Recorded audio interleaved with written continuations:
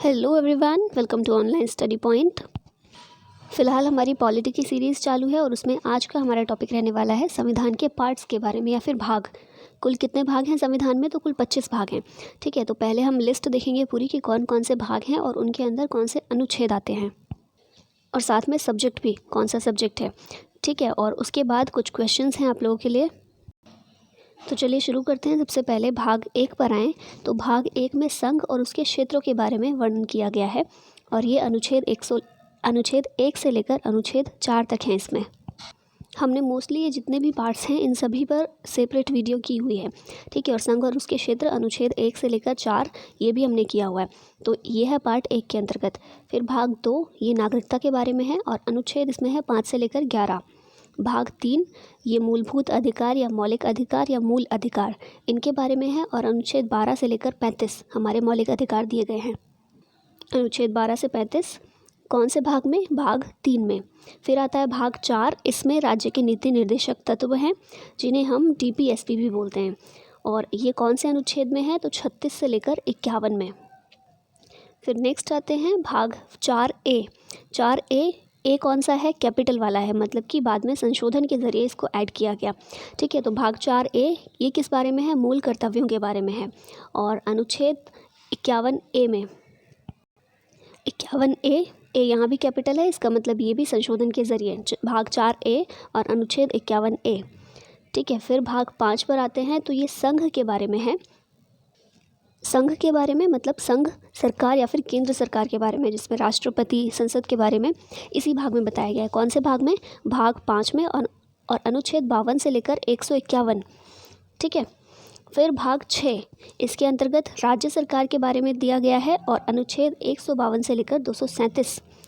ठीक है, एक बार फिर से रिवाइज अगर करें तो सबसे पहले संघ और उसके क्षेत्रों के बारे में भाग 1, भाग 2 नागरिकता, फिर मूलभूत अधिकार, फिर नीति निर्देशक तत्व, उसके बाद मूल कर्तव्य, फिर केंद्र सरकार के बारे में और उसके बाद राज्य सरकार के बारे में। ठीक है, आगे चलें तो अब आते हैं भाग 7 पर। भाग 7 में क्या है? भाग 7 में पार्ट A और B के स्टेट्स जो थे, जब स्टार्टिंग में जब हमने कॉन्स्टिट्यूशन अपना अपनाया था उस समय स्टेट्स को 4 कैटेगरीज़ में बांटा गया था ना, A, B, C और D। तो पार्ट A और B के जो स्टेट्स थे उन्हें भाग 7 में रखा गया था, लेकिन संविधान का जो 7वां संशोधन अधिनियम हुआ 1956 में, उसके द्वारा इस पार्ट को अबॉलिश कर दिया गया, इसे निरसित कर दिया गया। ऐसा क्यों किया गया? क्योंकि 1956 में स्टेट्स का पुनर्गठन किया गया था और वापस से स्टेट्स की बाउंड्री डिफ़ाइन की गई थी।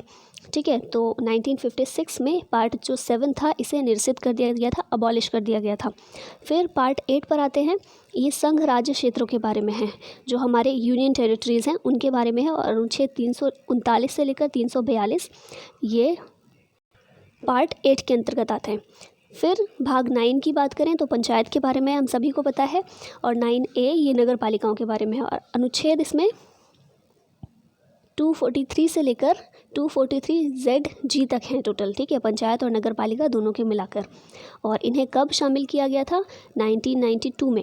हम क्वेश्चन भी देखेंगे आगे। ठीक है, 73वें और 74वें संविधान संशोधन के ज़रिए भाग 9 और 9A को ऐड किया गया था। अब आगे बढ़े तो अब बात करते हैं भाग 10 की। भाग 10 में क्या है?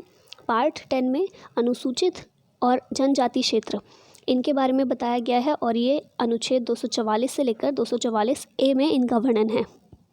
पार्ट 10 के अंतर्गत जो शेड्यूल्ड और ट्राइबल एरियाज़ हैं उनके प्रशासन के लिए विशेष व्यवस्था की गई है। ठीक है, तो पार्ट 10 अनुसूचित और जनजाति क्षेत्र, अनुच्छेद 244 और 244A। फिर आते हैं पार्ट 11 पर, तो ये संघ और राज्यों के बीच संबंधों की बात करता है और अनुच्छेद कौन से हैं इससे संबंधित? 245 से लेकर 263। फिर भाग 12 ये वित्त, संपत्ति, संविदाएं और वाद के बारे में है और अनुच्छेद कौन से हैं यहाँ पर? 264 से लेकर 300A। अच्छा, ये 300A क्या है? हमने मौलिक अधिकार जब पढ़ा था तभी देखा था ना कि मौलिक अधिकार पहले 6 नहीं 7 हुआ करते थे। उनमें एक संपत्ति का अधिकार था, बाद में संपत्ति के अधिकार को मौलिक अधिकार से हटाकर एक कानूनी अधिकार बना दिया गया और अनुच्छेद 300A के अंतर्गत उसे रखा गया था। ठीक है, तो 300A संपत्ति का अधिकार है और एक कानूनी अधिकार है। तो भाग 12 की हम बात कर रहे थे, ये वित्त, संपत्ति, संविदाएं और वाद के बारे में है, जो अनुच्छेद 264 से लेकर 300A के अंतर्गत आता है। ठीक है, फिर है भाग 13, है ना, 13 ही है। ये है भारत के राज्य क्षेत्र के भीतर व्यापार, वाणिज्य और समागम के बारे में। ये अनुच्छेद 301 से 307 के अंतर्गत आता है। ठीक है, फिर आगे चलें, भाग 14 पर आते हैं। 14 संघ और राज्यों के अधीन जो सेवाएं हैं उनके बारे में है ये। ठीक है, और 308 से लेकर 323 के अंतर्गत अनुच्छेद ये इसमें शामिल है भाग 14 में। फिर भाग 14A ये अधिकरणों के बारे में है। अधिकरण यानी कि ट्रिब्यूनल्स जो होते हैं उनके लिए है। और अनुच्छेद कौन से हैं? 323 से लेकर 323B। ये भी कैपिटल A है, यहाँ भी कैपिटल A है, कैपिटल A और B है, यानी कि इसे भी संविधान संशोधन के ज़रिए ऐड किया गया। ठीक है, तो भाग 14 ये संघ और राज्यों के अधीन जो सेवाएं होती हैं उनके बारे में है। और भाग 14A ये अधिकरणों के बारे में है। फिर भाग 15 ये निर्वाचन से संबंधित है। ठीक है, क्या क्या नियम हैं, किस तरह से निर्वाचन कंडक्ट करवाए जाएंगे, निर्वाचन आयोग के बारे में भी इसी में है। और यह है अनुच्छेद 324 से लेकर 329A तक। फिर है भाग 16, ये कुछ वर्गों के लिए विशेष उपबंध से संबंधित है, जो कि अनुच्छेद 330 से लेकर 342 इसके अंतर्गत आते हैं। ठीक है, भाग 16 कुछ वर्गों के लिए विशेष उपबंध।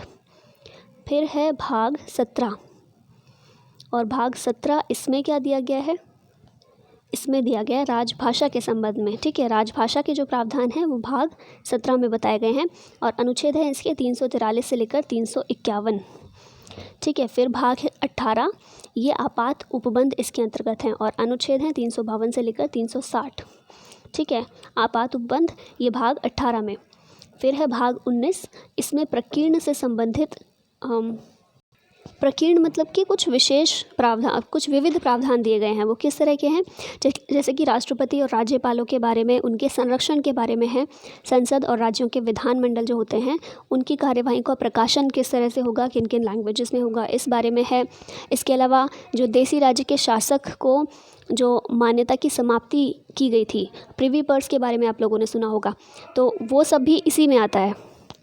तो कुछ मिसलेनियस प्रावधान इसमें दिए गए हैं। और ये है अनुच्छेद 361 से लेकर 367।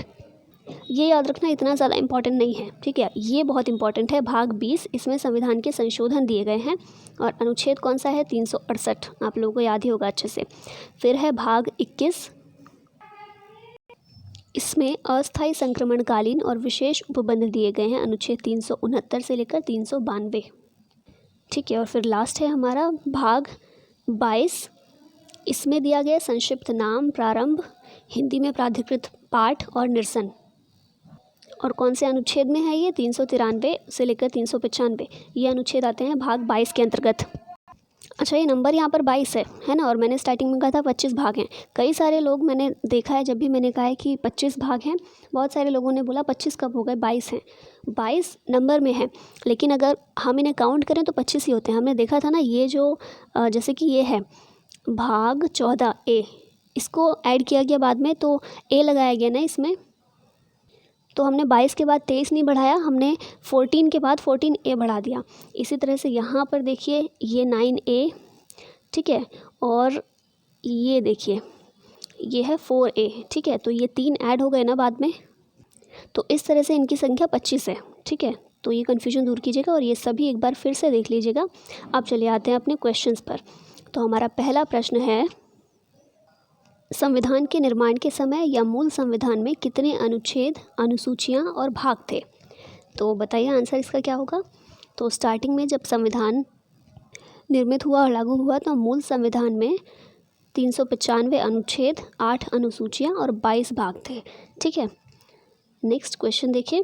तो वर्तमान समय में कितने अनुच्छेद और अनुसूचियां हैं? तो इसका आंसर आप लोग बताइए। ठीक, नेक्स्ट क्वेश्चन है, संविधान संशोधन प्रक्रिया का उल्लेख संविधान किस अनुच्छेद में किया गया है? तो संविधान संशोधन, तो ये अच्छे से याद रखिएगा, अनुच्छेद 368 और भाग 20 संविधान संशोधन प्रक्रिया। ठीक है, भाग 20 और अनुच्छेद 368। फिर हमारा नेक्स्ट क्वेश्चन है, केंद्र शासित राज्यों से संबंधित अनुच्छेद संविधान के कौन से भाग में है? बताइए, देखा था ना हमने, यूनियन टेरिटरी से संबंधित जो अनुच्छेद हैं कौन से भाग के अंतर्गत आते हैं, तो वो है भाग 8 के अंतर्गत। ठीक है, फिर नेक्स्ट क्वेश्चन है भारतीय संविधान में कौन सा भाग संविधान को लागू करते समय प्रदान किए हुए नागरिकता से संबंधित है। कौन सा भाग है संविधान का जो नागरिकता से संबंधित है, तो ये है भाग 2। अच्छे से याद रखिएगा, भाग 2 किससे संबंधित है, नागरिकता से। फिर है राज्य के नीति निर्देशक तत्व भारतीय संविधान के किस भाग में है। नीति निर्देशक तत्व जब हम इनकी बात कर रहे हैं तो ये किस में है, भाग 4 में। और भाग 3 में क्या है, भाग 3 में है हमारे मौलिक अधिकार। ठीक है, मूल अधिकार कहाँ है, भाग 3 में। और क्वेश्चन में पूछा गया राज्य के नीति निर्देशक तत्व यानी कि DPSP, ये है भाग 4 में। फिर है मौलिक कर्तव्य भारतीय संविधान के कौन से भाग में वर्णित हैं। DPSP के बाद ही मौलिक कर्तव्यों को शामिल किया गया था और भाग 4 क में है या फिर 4A में है। ठीक है, संशोधन के ज़रिए इन्हें ऐड किया गया। अब ये बताइए कौन से संशोधन के ज़रिए ऐड किया गया इन्हें। नेक्स्ट क्वेश्चन है भारतीय संविधान का कौन सा भाग राष्ट्रपति और उपराष्ट्रपति से संबंध रखता है। तो ये है भाग 5 जिसमें केंद्र सरकार के बारे में बताया गया है और इसमें केंद्र सरकार, संसद, राष्ट्रपति, उपराष्ट्रपति इन सभी के बारे में बात की गई है।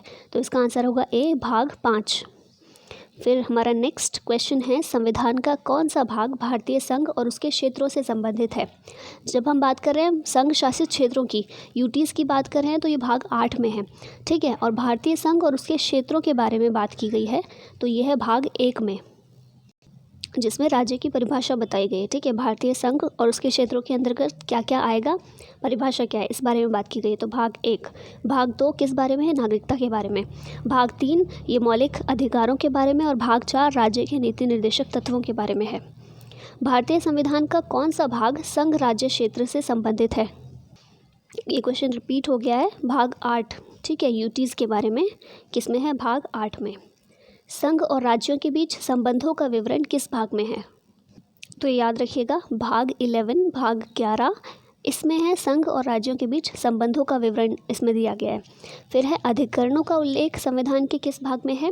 तो हमने देखा था अधिकरण स्टार्टिंग से नहीं थे, इन्हें बाद में संविधान संशोधन के ज़रिए ऐड किया गया था। और संविधान संशोधन के ज़रिए अगर ऐड किया गया, अगर हमें ये भी पता है तो आंसर हम लगा सकते हैं, क्या होगा, D, क्योंकि 14A। ठीक है, संशोधन के ज़रिए इसे ही ऐड किया जा सकता है, इन्हें नहीं। तो इसलिए इसका आंसर होगा भाग 14A। ठीक है, अधिकरणों का उल्लेख 14A में।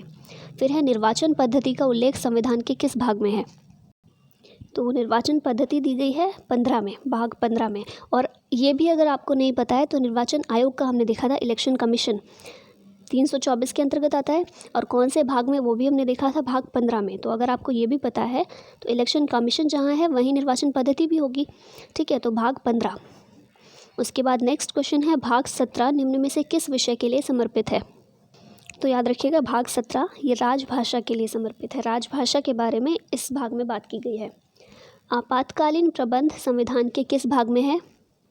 तो ये है भाग 18 में। ठीक है, आपातकालीन प्रबंध भाग 18 में। भाग 20 में क्या है, संविधान संशोधन है। ठीक, नेक्स्ट क्वेश्चन है संविधान संशोधन का प्रावधान किस भाग में किया गया है। तो देखिए, मैंने बताई दिया आंसर पहले ही, भाग 20 में है संविधान संशोधन के बारे में। नेक्स्ट क्वेश्चन है संविधान में मूल रूप से 22 भाग थे, बाद में निम्न में से कौन से भाग जोड़े गए। तो ये सभी भाग बाद में जोड़े गए, 4A, 9A और 14A। तो पहले 22 थे, फिर इन तीनों को जोड़ने के बाद कितने हो गए, 25 हो गए। और आज हमारे संविधान में 25 भाग हैं। भाग 9A संविधान में किस वर्ष जोड़ा गया। भाग 9 और 9A किस बारे में है, ये पंचायत और नगर पालिका।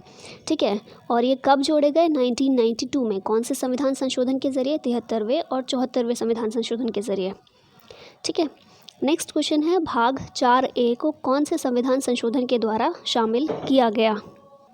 भाग 4A किस बारे में है, ये मूल कर्तव्यों के बारे में है। ठीक है, और ये कब जोड़ा गया, 42वें संविधान संशोधन के ज़रिए, जो कि किया गया था 1976 में। ठीक है, और 42वां संविधान संशोधन बहुत सारे इसमें चेंजेस किए गए थे, इसीलिए इसे मिनी कॉन्स्टिट्यूशन के नाम से भी जाना जाता है। ठीक है, तो भाग 4A इसे जोड़ा गया था 42वें संविधान संशोधन के ज़रिए। और हमारा लास्ट क्वेश्चन है आज का, अधिकरणों को भाग 14A के तहत किस संशोधन के द्वारा शामिल किया गया। तो याद रखना, जो तीनों बाद में ऐड किए गए हैं उन्हें याद रखना आपके लिए आसान है। क्यों आसान है? क्योंकि 42वें संविधान संशोधन के ज़रिए ही अधिकरणों को भी जोड़ा गया था। तो 4A और 14A इन दोनों को ही 42वें संविधान संशोधन के ज़रिए 1976 में जोड़ा गया था। और कौन से पार्ट जोड़े गए थे? 9 और 9A। इन दोनों को कब जोड़ा गया था? तो अच्छे से याद ही होगा आप लोगों को, 1992 में इन्हें ऐड किया गया था 73वें और 74वें संविधान संशोधन के ज़रिए। ठीक है, तो अधिकरणों को भाग 14A के अंतर्गत 42वें संविधान संशोधन के ज़रिए ऐड किया गया था। ठीक है, तो इसी के साथ हमारी आज की वीडियो ख़त्म होती है और नेक्स्ट टॉपिक हमारा रहने वाला है महत्वपूर्ण संविधान संशोधनों के बारे में। ऐसे तो संविधान संशोधन बहुत सारे हो चुके हैं, ठीक है, लेकिन हम कुछ इम्पॉर्टेंट देखेंगे जिनसे बार बार प्रश्न पूछ लिए जाते हैं अक्सर। और लास्ट वीडियो हमने की थी संविधान के विदेशी स्रोत के बारे में, तो उसमें करेक्शन कर लीजिएगा। जो अमेरिका से हमने लिया था उसके अंदर ही आएगा, जो न्यायाधीशों को हटाने की प्रक्रिया है वो अमेरिका से ली गई थी। ठीक है, और मैंने वो ब्रिटिश संविधान से लिया हुआ मेंशन कर दिया था, तो उसको एक करेक्ट कर लीजिएगा। और लास्ट वीडियो में मुझसे बोलने में एक मिस्टेक हो गई थी। आई थिंक मैंने जो 1986 का संविधान संशोधन था उसे मैंने 1952 का बता दिया था। ठीक है, तो आप लोगों ने ही उसको करेक्ट किया था, तो थैंक यू फॉर दैट। और जिन लोगों ने वो करेक्शन नहीं किया वो कर लीजिएगा। और चलिए फिर मिलते हैं अपनी नेक्स्ट वीडियो में संविधान संशोधन जो महत्वपूर्ण हुए हैं उनके साथ में। Thank you so much for watching this. Bye bye, take care and जय हिंद।